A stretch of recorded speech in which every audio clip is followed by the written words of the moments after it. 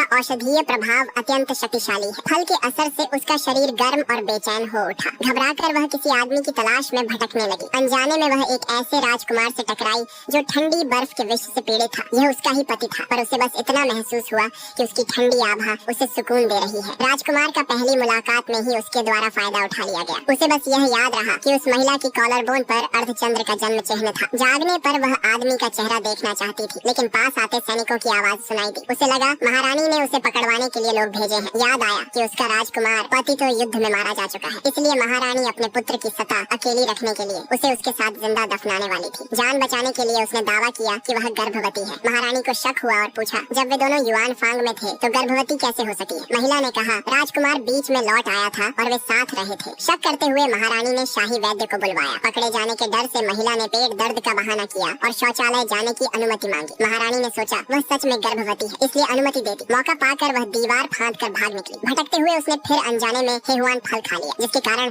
एक उलझन भरे मिलन में उसकी मासूमियत छिन गई। उसे पकड़कर महल लाया गया। महारानी उसकी बिना अनुमति बाहर जाने पर क्रोधित हुई, लेकिन गर्भ में बच्चे की चिंता में वैद्य को फिर बुलवाया। महिला को लगा कि झूठ पकड़ा जाएगा, लेकिन वैद्य ने पुष्टि किया कि वह सचमुच गर्भवती है। वह हैरान रह गई और सोचा शायद उस रात वाले आदमी की वजह से था। फिर भी उसने निश्चय किया कि बच्चे को राजकुमार का ही बताएगी। प्रसन्न होकर महारानी ने आदेश दिया कि उसकी अच्छी देखभाल की जाए। जीवन अब आरामदायक हो गया। उसे लगा कि बच्चे के सहारे वह पद और स्वतंत्रता पा सकेगी। लेकिन जल्द खबर आई कि राजकुमार लौट आया है। वह संकट में थी, क्योंकि बिना संबंध गर्भवती होना मृत्यु दंड अपराध था। उसने सभी नौकरों को इकट्ठा कर गर्भावस्था छिपाने का आदेश दिया और दिखावा किया कि वह राजकुमार को सरप्राइज देना चाहती है। उसकी योजना थी कि किसी तरह संबंध बना ले ताकि बच्चा उसी का लगे। पर राजकुमार हमेशा उस रहस्यमयी महिला के विचारों में खोया रहता, जिसका चेहरा उसने कभी नहीं देखा था और बस अर्धचंद्र जन्म चिन्ह याद था। उसने उसकी खोज की, पर कोई सुराग नहीं मिला। स्त्री ने बगीचे में मुलाकात का नाटक रचा और जब हवा ने उसका घूंघट उड़ाया तो दोनों को अजीब सी पहचान महसूस हुई। राजकुमार उसकी सुंदरता से प्रभावित हुआ, पर मन में पहले से बसी स्त्री के कारण पास आने से इनकार कर दिया। जैसे ही वह मुड़ा, उसने तालाब में गिरने का बहाना किया और वह बचाने कूदा। उसने सोचा मौका मिल गया है, पर कमरे में बिस्तर पर रखते ही उसने उसे दूर धकेल दिया और चला गया। अभी भी उस रात वाली स्त्री के ख्यालों में जन्म चिन्ह पर ध्यान ही नहीं दिया। अगली सुबह संदेश आया कि महारानी ने उसे और राजकुमार को महल बुलाया है। वह डर रही थी कि महारानी गर्भावस्था का खुलासा कर देगी, इसलिए उसने तय किया कि उनसे न मिले। उसने सोचा जल्द तलाक लेकर दूर भाग जाएगी, पर महल पहुंचने पर हालात काबू से बाहर हो गए। महारानी ने लौटे हुए राजकुमार का खुशी से स्वागत किया और घोषणा किया कि राजकुमारी पत्नी उसके बच्चे की माँ बनने वाली है। राजकुमार ने हैरान और क्रोधित होकर इसे नकार दिया, क्योंकि वह कभी उसके साथ नहीं रहा और यह बच्चा उसका नहीं हो सकता।